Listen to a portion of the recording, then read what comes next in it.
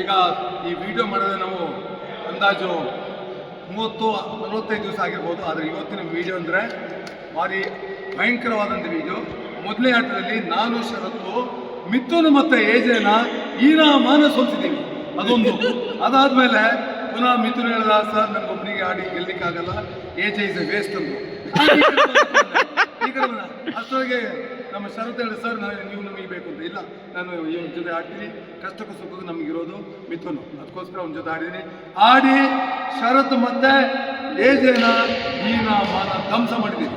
ಇದೊಂದು ದೊಡ್ಡ record, history. ಗೊತ್ತಾಯ್ತು, ಯಾರೊಬ್ರು ಕೊಡಗಿನಲ್ಲಿ ಸಾಲ್ತು ಅಂತೇಳಿ ಅಲ್ಲಿ ಎಲ್ಲೆಲ್ಲಿ ಪಿರಿಯಾಪಟ್ಟಣ, ಇಲ್ಲ ಪಿರಿಯಾಪಟ್ಟಣ ಎಲ್ಲೋ ಒಂದು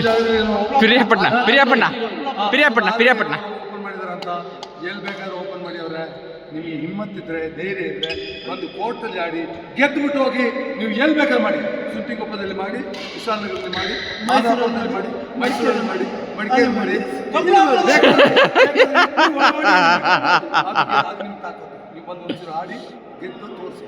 thank you very much. Bye.